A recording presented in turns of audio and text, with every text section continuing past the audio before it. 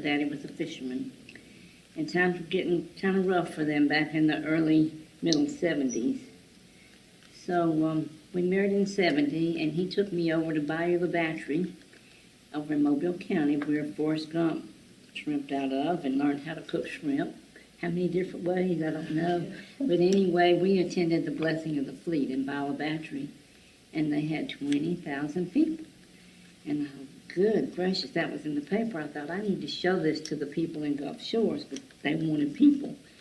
And so I called Mr. Bill Prime, who was the director of the Tourist Association, and I met with Bill and Jerry Sweet and Jimmy Colitis and showed them the newspaper articles and told them that we had the shrimp boats. Was there any way that they could come up with something that might draw tourists to our area?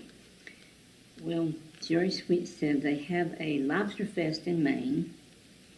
Mr. Colitis said, well, they have a clam fest on the eastern shore, eastern coast. And one of the others said they have a mullet fest in Florida. And Mr. Prime thought for a few minutes, and he said, I got it. Let's have a shrimp festival. Didn't know what it was, but I went home and told my mother we were going to have a shrimp festival. She was so excited. She said, oh, what's a shrimp festival? So anyway, we found out the next year. Jerry Sweet contacted me the next year and asked me if I would could find some people to cook gumbo. So my church group agreed to do that, and we sold 50 gallons in 2 hours. The Gulf Shores Optimist Club and the Gulf Shores Women's Club, the Bon Secure Fire Department, and other groups made fried fish, boiled shrimp, hamburgers, and hot dogs, and it was held at the Hangout on the beach. We had, that was the first year, and we had a beauty pageant, an arts and crafts show for the children as well as the adults, a sandcastle building contest, and best of all, we had a street dance right on the main highway.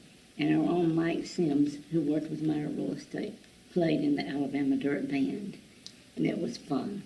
And we danced probably till, seemed like midnight, but we had to stop in between. It ended with a wonderful fireworks display put on by John Snook of Gulf Telephone Company.